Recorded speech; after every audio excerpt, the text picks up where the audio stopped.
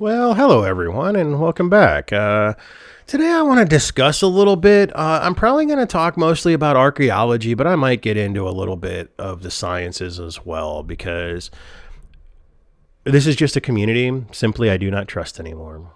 I do not trust them. They are so full of themselves. They are so full of their elitism. They're so full of how much smarter they are than all of us. And so they think they can lie to us. They think that they can tell us whatever they want from whatever perspective they want, irregardless of the evidence. And then they just wave around their PhDs or master's degrees and says, you don't know enough to even know that I could be wrong. Well, okay, then explain it to me, because your explanation sucks most of the time. And I've been thinking about this. So there's this guy, Michael Button. He's out there. He's doing some great videos on archaeology. He appears to be a traditionally educated person in history. And I don't really know much more about him than that, other than his videos are interesting. And part of that is because he puts pressure on the archaeological community to admit that they're bad at looking at new evidence. And he actually had one of his videos was talking about how this is actually a problem in archaeology. Like, there have been people that have been right. Like, there was a guy who had a dig site down in South America. He proved that the continent of South America and likely the North America had human traffic long before the quote unquote narrative of the time. And he was working back in the 70s and 80s, I guess. And he was finding evidence. He was using good science, radiocarbon dating on his finds. All of his stuff everything happened long before anybody thought. And as he was presenting this evidence, the pushback wasn't your evidence is bad. The pushback wasn't, well, that method has these flaws. Maybe your range is like 4,000 or 5,000 years off from what it could be because your method has that kind of error. No. There's no argument about the facts. It was what you're finding doesn't meet the narrative, so it's wrong. Nobody, like, people wouldn't publish it. People tried to get this guy fired. It kind of destroyed his career in a sense. And he was right. Well, now we've got the same kind of thing going on, right? Like, there's this Graham Hancock guy that I've been out there following. And there's this other douchebag that, like, debunked Graham Hancock's thing. I don't know. There's this, I guess his name's Milo. He's got a Minuteman channel. And he went through and painstakingly debunked, so to speak, Graham Hancock shit. I watched a few minutes of it, and I know enough to know that he was ignoring blatant things. He was misdating things. He wasn't even addressing the actual claims that Graham Hancock makes, only some of the foundational things that he disagrees with. And so basically he said that, like, this debunker of Graham Hancock has basically said the Younger Dryas didn't have any impacts, it didn't have any flooding, and all of this, while at the same time saying that the largest lake that may have ever existed in the world was in the middle of the North America at some point, and somehow that, drained into the ocean. How does a big lake in the middle of land get to the ocean unless, I don't know, a hill breaks open and water floods through? Sounds like a giant flood to me. And that flood probably was most of the western portion of North America. And to sit here and tell me that that's not worldwide flooding. Look, if you're standing there, if you're standing anywhere where you can see that, and you see the water come through, and you see what's 4, 5, 6 states worth of flooding in the United States, and you tell that story as the entire world flooded, I got your back.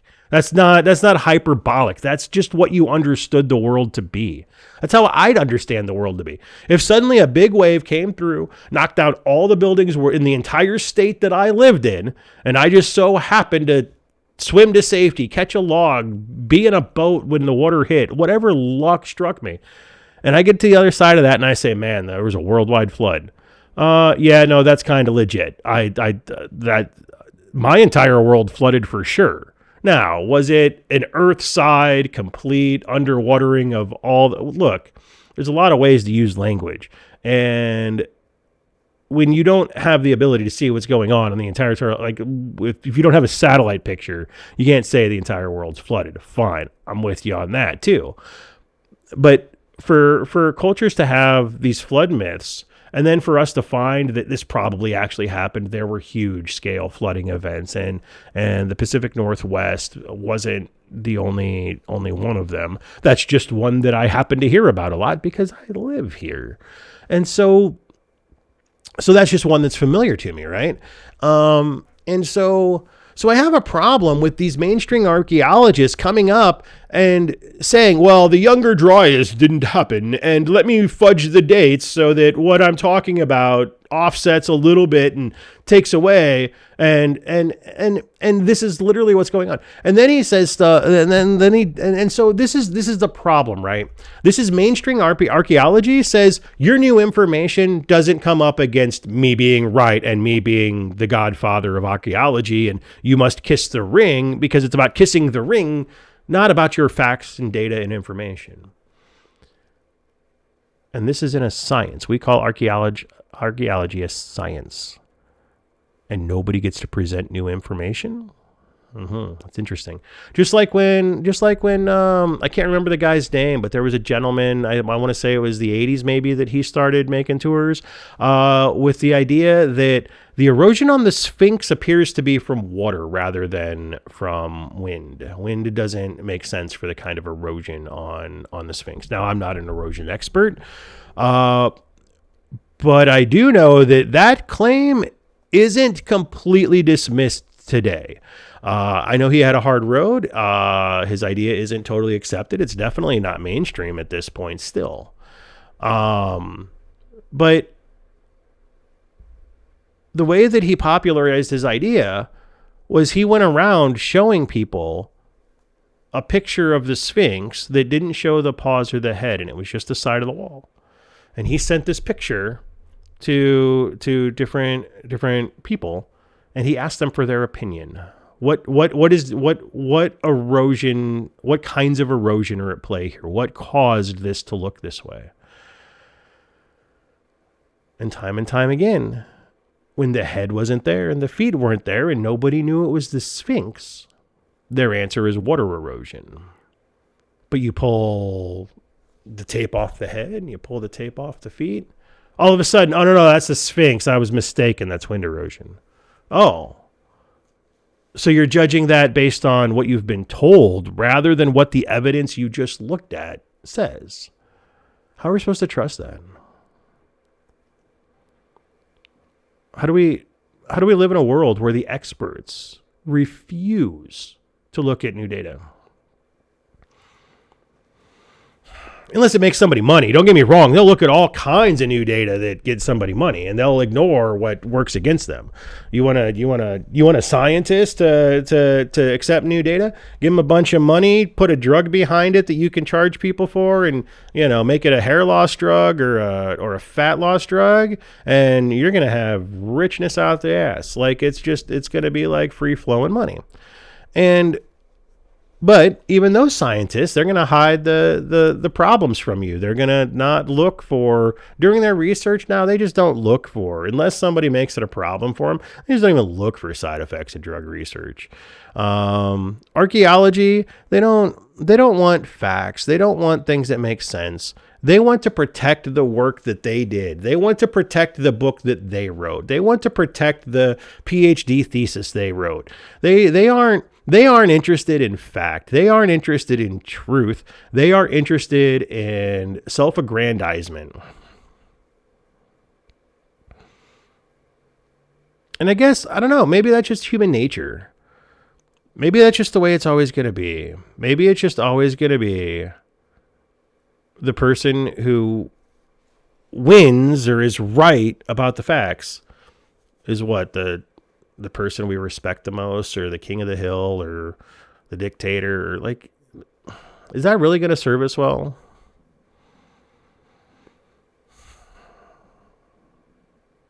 I don't know. I guess as I think about this, like it gets so much worse, right? Like I think about the piece. Now, I don't have any inside information. I don't know what the deals or agreements were or anything. But MrBeast got to go to the pyramids with some of his bro buddies and whatnot. And I don't know. MrBeast contents is usually a little too much, like, you know, ball sack tap for me. But like, I watched that one because I love archaeology. As a kid, I literally used to watch and read anything I could get my hands on about ancient Egypt. Ancient Egypt fascinated me. It was such a flashy culture. They had such advanced methods for some things, or at least we thought. Maybe it's them, maybe it's not. I don't know. I'm not sure who to believe on.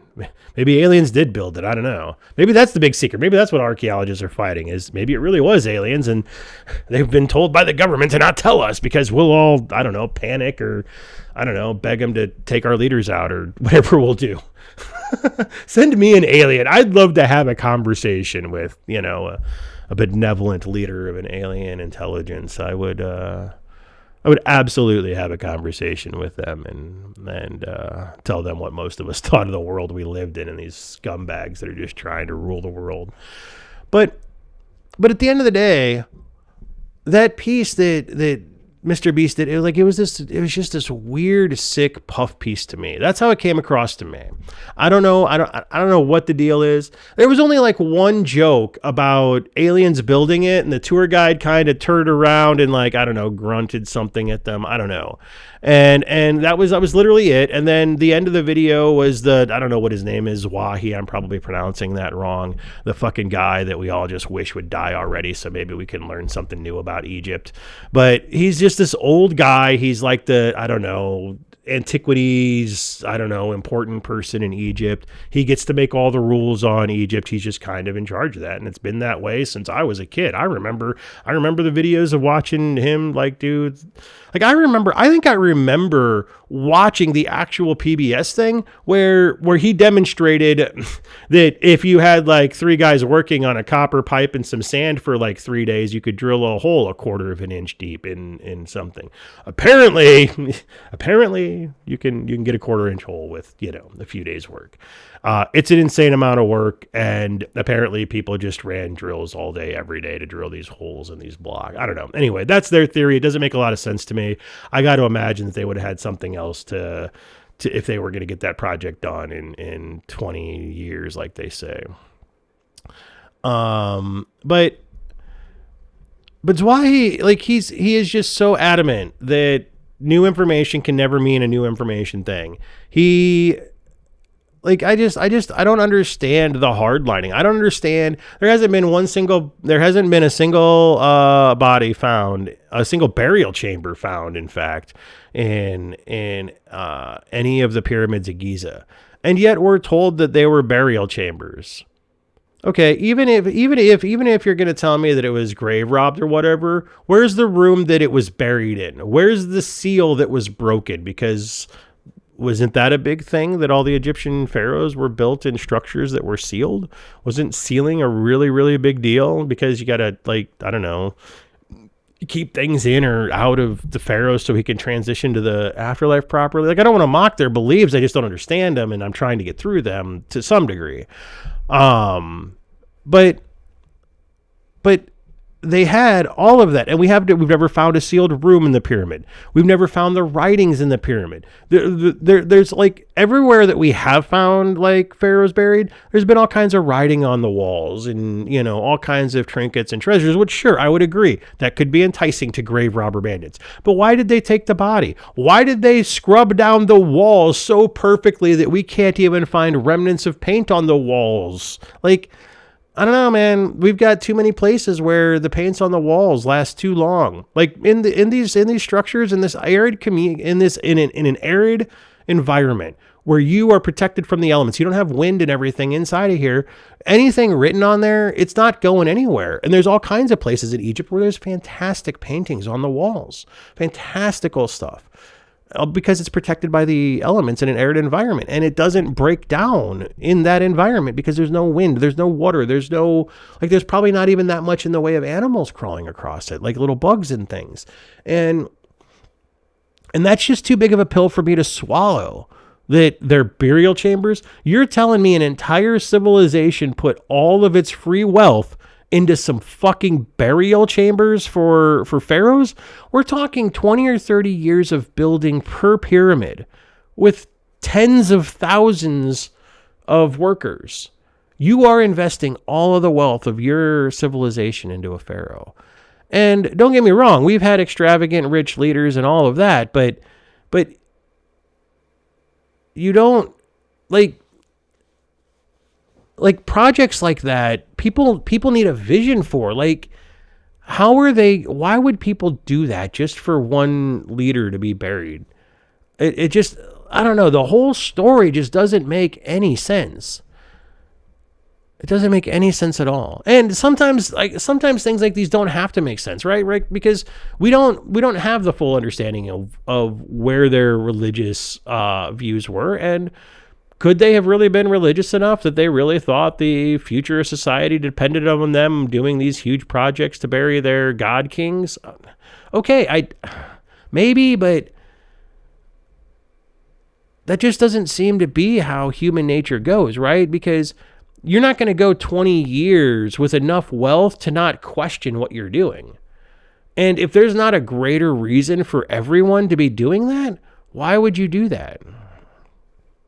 Like, that's one of the reasons that I think, like, the power plant theory makes so much sense. Like, if there is something that is creating power somehow, and that is doing some type of work in that way, well, yeah, people are going to get together. I could see all of society getting together and trying to cooperate to build a big enough power plant to do certain things for your civilization. I could see that. That makes sense to me. And even in the years that are hard because the Nile's flooding or all of that, you're going to try to keep it going because there's a vision of something that makes things better coming. And that vision doesn't exist when it's a burial chamber. I just don't buy it. And why are they so rigidly stuck to it? Why are they so unwilling to hear any new idea, any new possibility? And I don't know, maybe it is just human ego, or maybe it is trying to keep secrets. Maybe it is, I don't know what it is, but I do know it's created a climate where now we have people that don't trust climate scientists, and they don't think global warming is real, or they don't think that people are doing it, or that we aren't smart enough to say people are doing it, and that's a problem because we do know all those answers. And they're pretty clear, and there's a lot of agreement in that, and even the scientists who aren't prepared to say man's causing it are willing to say that we're contributing to it. Like we're at that point. It's that bad. And yet we still have people out there not believing it. We still have people believing in flat earth. We have people believing that vaccines cause autism, even though it was studied to holy hell after the guy lied about it. It's been studied. They aren't linked to autism. It's not vaccines doing it. I don't know what is doing it. I don't even know that it's all as new as we think it is. It's just it's more simple to discover the oddities in people because we have more knowledge and education than we did before. And so now we notice more and more as we go, as we keep looking, as we grow as a people, as we have more people, as we have more conditions to notice, we start noticing more. So is the rate of autism up, or is it just like, think about it. The autism spectrum now covers, I don't know, what used to be like a handful of diseases. Now it's the autism spectrum. And it seems like 65% of everybody is a goddamn autistic person now. And I'm sorry, but if you're going to characterize somebody with a major, like, I don't know, I don't even know where to put autism because it's not really even a mental illness as far as I can tell. All they're saying is 65% of people don't think like normal people. Okay, so we're just going to call this the neurodivergent spectrum now, and we're just going to say that they think differently than the rest of us, but they might be the majority. Well, wouldn't that make the rest of us the diseased ones if they all think like that? Like, and so this is where, so the problem isn't, are we artistic? Are we not? I don't care. I don't have a dog in that fight. What I do have a dog, where I do have the problem is that we have chosen to create a word that has no meaning and assign incredible significance to it, right? Because it's a mental illness, or maybe it's debilitating, or like there's all these things that autism comes to mind. And it depends on what kind of autistic people what autism really even means to you now, doesn't it? Because you might know somebody who just thinks a little weird, like Elon or whatever, and you just got that weird friend and nobody thinks of him as autistic. He's a weird dude, and that's cool. He's got his own things too. What's wrong with that? Why do we have to sit here and associate him with a debilitating disease, which at the other end of the spectrum, when he's at this end of the spectrum? Why do we have to call it a spectrum? Why do we have such a need to label everybody? Anyway, this is getting into a rant that I guess I don't want to be at, but man, it is incredibly frustrating the way that we use. I don't even know that we're using the scientific method anymore. I'm sure it exists, but I hear people talk about this in the world of physics. Physics is becoming untrustworthy because people want these big cushy grants, and well, they got to make up something to sell it. And so we got scientists selling us clickbait now. Clickbait on, new theory about what black holes do, new theory on new particles, new theory on this, new theory on that, and science everywhere. This is happening in chemistry and drugs and, human health. Like this happens in all facets. This isn't like, it's not like I'm just picking on archaeology. It's just archaeology might be the science I know the most about. I really, really like ancient history. I mean, I've watched so much ancient history stuff. It's probably just ridiculous. And we see this everywhere. And it's part ego. It's part capitalism. It's part, I think for some people, it's just the I don't know, the power of, or maybe it's just the 15 minutes for people. Maybe somebody comes up with a way of clickbaiting out their research and then they can get themselves some kind of 15 minutes because people talk about it if you frame it right. I don't know.